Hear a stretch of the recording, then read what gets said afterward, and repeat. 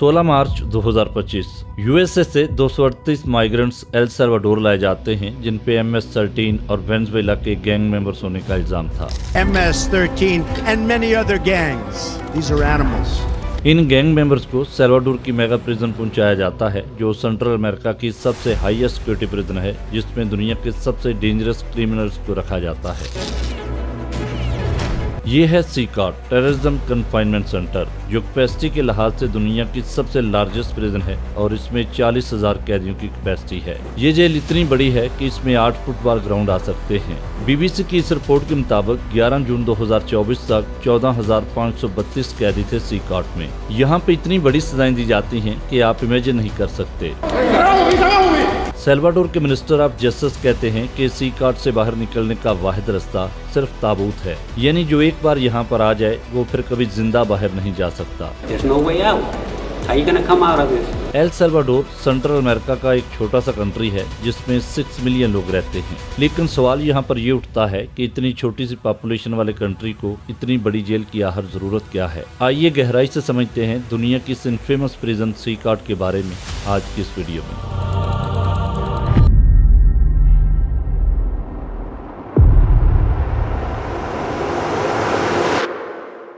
El Salvador का जो सबसे बड़ा मसला है वो है गैंग वायलेंस और ये पिछली कई दहाइयों से एल साल्वाडोर में चलता आ रहा है। इस वार में जो दो बड़े गैंग ऑपरेट करते हैं वो है MS-13 और बारियो 18। ये गैंग फॉर्म्ड होना शुरू हुए थे 1979 से 1992 तक एल साल्वाडोर में चलने वाली एक सिविल वार में। इन गैंग्स की आपस में तो एक वार चल ही रही थी, लेकिन इसके अलावा ये कई और किस्म के क्राइम्स भी करते थे जैसे कि murder, rape, kidnapping, drug dealing, sexual assault, robbery और बत्ताखोरी। 2015 में एल साल्वाडोर में हालात इतने खराब हो जाते हैं कि कत्लेआम की शरह 1 लाख अफराद पर 103 कत्ल तक जा पहुंचती है। लेकिन फिर 1 जून 2019 को नायब बुकेले एल साल्वाडोर के प्रेसिडेंट इलेक्ट होते हैं और इस गैंग वायलेंस के खिलाफ टेरिटोरियल कंट्रोल प्लान अनाउंस करते हैं। अगले 16 महीनों के अंदर इन गैंग्स के खिलाफ क्रैकडाउन किया जाता है और इसमें हजारों लोगों को अरेस्ट किया जाता है। इसका नतीजा ये निकलता है कि 2021 में कत्लेआम की शरह 62% कम होकर 1 लाख अफराद पर सिर्फ 18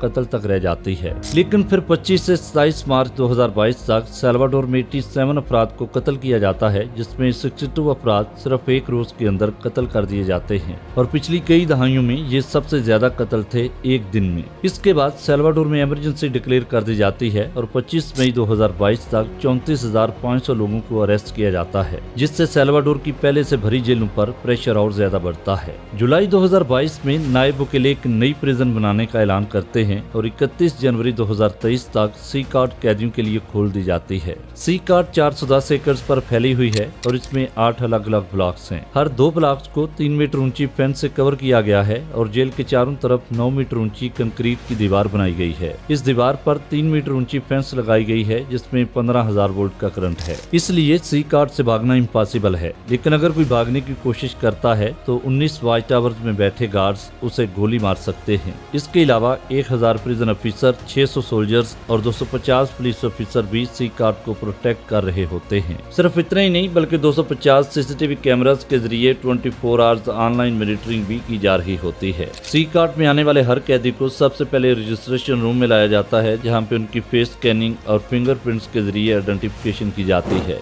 इसके बाद सिक्योरिटी मेजर्स के लिए हाई कैपेसिटी एक्सरे मशीन से गुजारा जाता है ताकि कोई भी शख्स अपनी बॉडी के अंदर कोई चीज छुपा कर न ले जाए। सभी कैदियों ने व्हाइट कलर की शर्ट, शॉर्ट्स और चप्पल पहनी होती है और ज्यादातर कैदियों के जिस्म और चेहरे पर टैटूज बने होते हैं जो कि उनके गैंग्स को प्रेजेंट करते हैं जैसे कि MS-13, बारियो 18 या फिर 666। इनके जिस्म और चेहरे पर जितने ज्यादा टैटूज बने होते हैं वो अपने गैंग के उतने ही बड़े लीडर होते हैं। कैदियों को दिन में 3 बार खाना दिया जाता है जिसमें नाश्ते और रात के खाने में आमतौर पर चावल और बीन्स दिए जाते हैं जबकि दोपहर में व्हाइट चावल और पास्ता दिया जाता है। 2 चीजें जो यहाँ पर कभी नहीं बदलती, एक तो ये खाना और दूसरी कि ये कैदी कभी इस बिल्डिंग से बाहर नहीं जाते और न कभी सूरज की रोशनी देख पाते हैं। CCAT के हर ब्लॉक में 32 सेल हैं और हर सेल में 80 कैदियों की कैपेसिटी है। इन 80 कैदियों के लिए सिर्फ 2 टॉयलेट्स हैं और कपड़े धोने और नहाने के लिए सीमेंट के बने 2 बेसन हैं। ये कैदी मेटल के बने हुए बेड्स पर सोते हैं जिन पर तकिया, कंबल या मैट्रेस नहीं होता बल्कि उन्हें सिर्फ जरूरत का सामान दिया जाता है जैसे कि एक सफेद चादर, एक यूनिफॉर्म, मोजे, चप्पल और एक तौलिया। सेल में टेम्परेचर और ह्यूमिडिटी ज्यादा होने के बावजूद वेंटिलेशन का कोई सिस्टम नहीं और ना ही सेल में कोई विंडो और फैन इंस्टॉल किया गया है। ये कैदी हमेशा अपने सेल्स के अंदर रहते हैं। इन्हें एक्सरसाइज के लिए दिन में एक बार सिर्फ 30 मिनट के लिए सेल से बाहर निकाला जाता है। जो कैदी यहाँ पर रूल फॉलो नहीं करते या फिर मिसबिहेव करते हैं तो उन्हें 15 दिन के लिए आइसोलेशन सेल में रखा जाता है। इस सेल में इतना अंधेरा होता है कि वो अपना हाथ तक नहीं देख सकते। इस सेल के अंदर एक टॉयलेट और एक पानी वाला बेसिन है और सेल की छत में ये वाहिद सुराख है जिसके जरिए लाइट और ऑक्सीजन इस सेल के अंदर तक पहुंचती है। इसका नाम है मार्विन अर्नेस्टो और इसका तल्लक MS-13 क्राइम ऑर्गेनाइजेशन से है।